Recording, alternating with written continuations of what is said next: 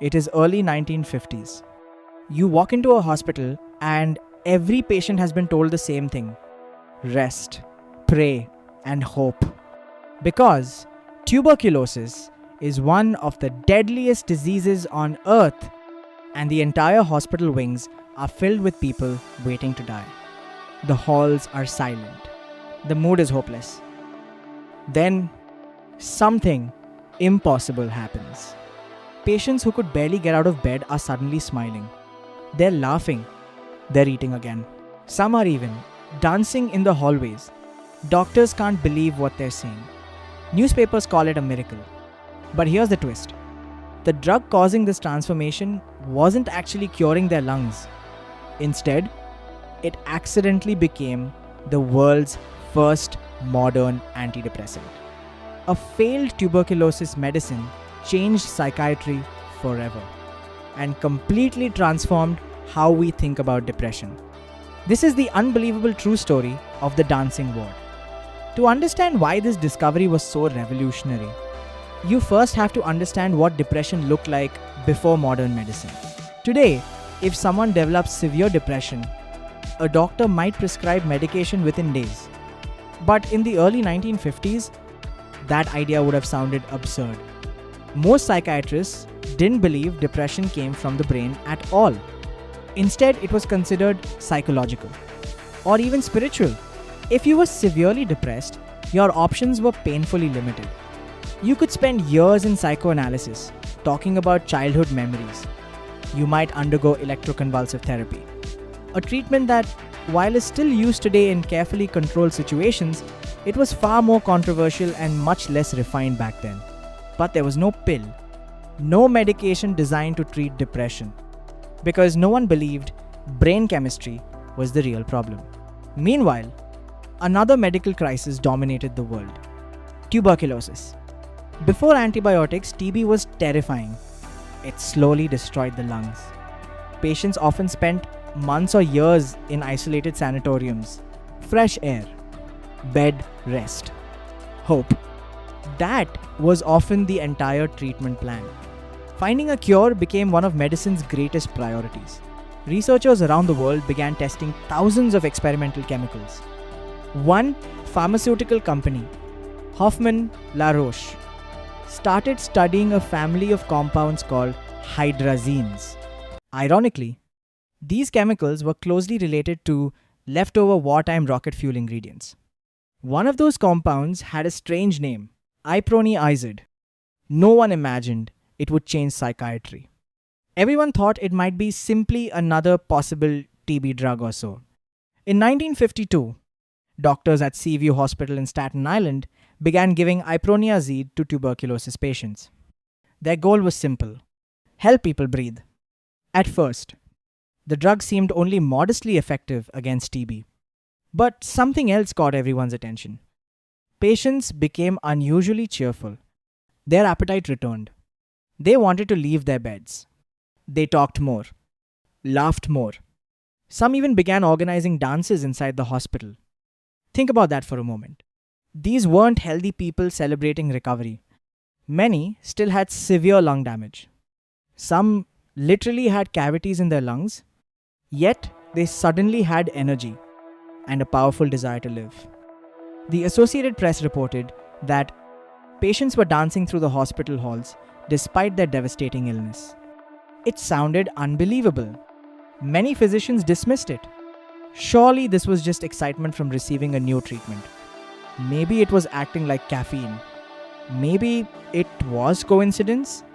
Maybe these patients simply felt hopeful. But one psychiatrist wasn't convinced. His name was Dr. Nathan Kline, and he suspected something extraordinary. Nathan Kline worked at Rockland State Hospital. Every day he treated patients trapped in what he described as fruitless despair. Existing medications offered almost no help.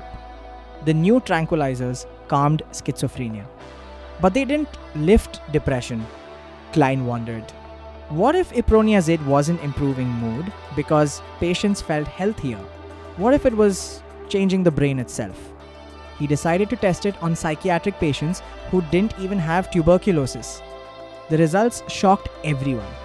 Within 1 to 2 weeks, many severely depressed patients became more energetic, more social, more hopeful. About 70% of patients in Kline's early study showed remarkable improvement by modern scientific standards. The study was small. It lacked today's rigorous controls. But the effect was impossible to ignore. For the first time in history, a pill appeared capable of treating depression itself. Kline called it a psychic energizer. It was entirely a new category of medicine. Not a sedative, not a stimulant. Something completely different. Medicine had accidentally stumbled into an entirely new frontier. But no one knew why it worked. While psychiatrists celebrated, biochemists searched for answers.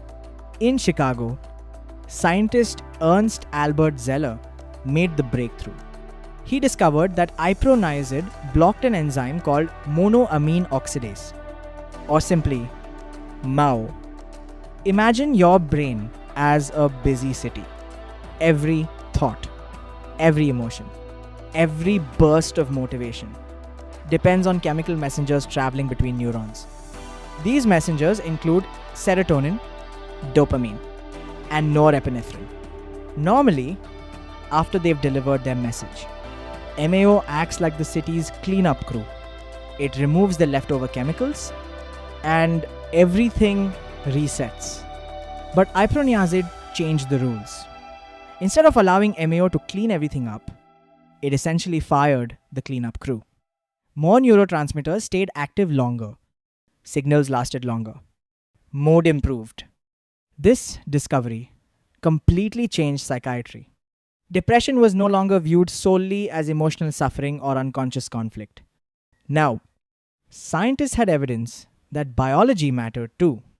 The idea eventually evolved into what became known as the monoamine theory of depression. It wasn't the complete story, but it became one of the most influential ideas in modern mental health. Unfortunately, every miracle has a price.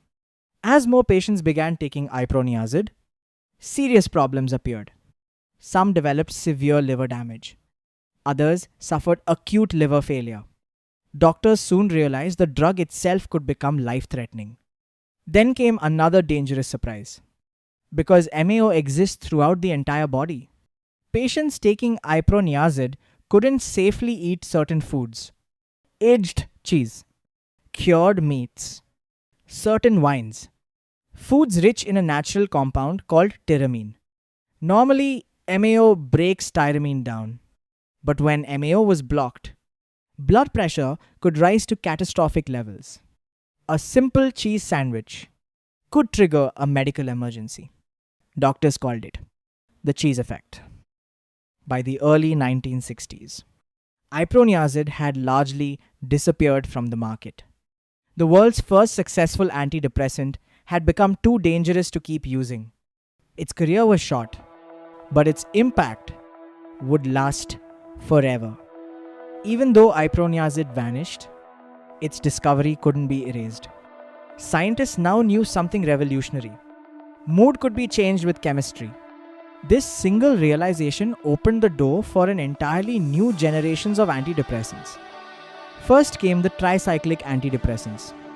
Later, selective serotonin reuptake inhibitors, better known as SSRIs. Eventually, one medication would become famous around the world. Prozac.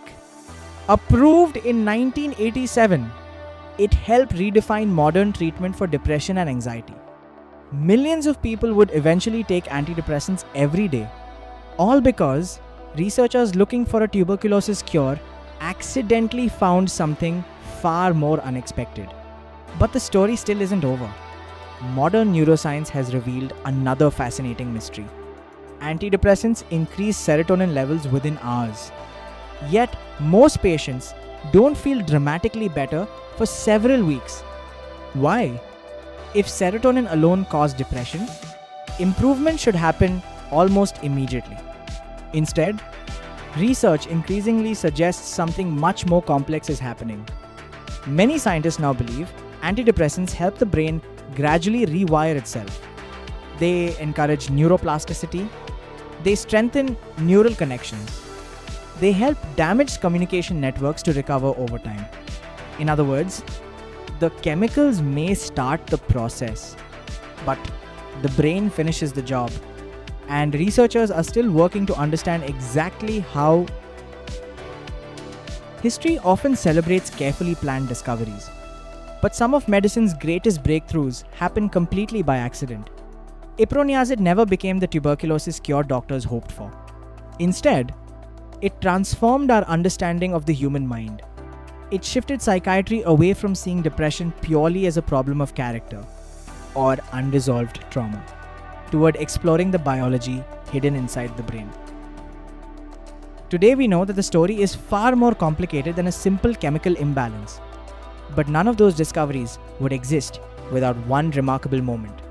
A hospital filled with dying tuberculosis patients who unexpectedly began laughing, smiling, and dancing. Sometimes, history changes not because scientists find what they're looking for, but because they notice what everyone else almost ignored. And that's exactly how one failed tuberculosis drug accidentally invented the modern antidepressant. If you found this video valuable, subscribe for more psychology, neuroscience, and self-mastery content.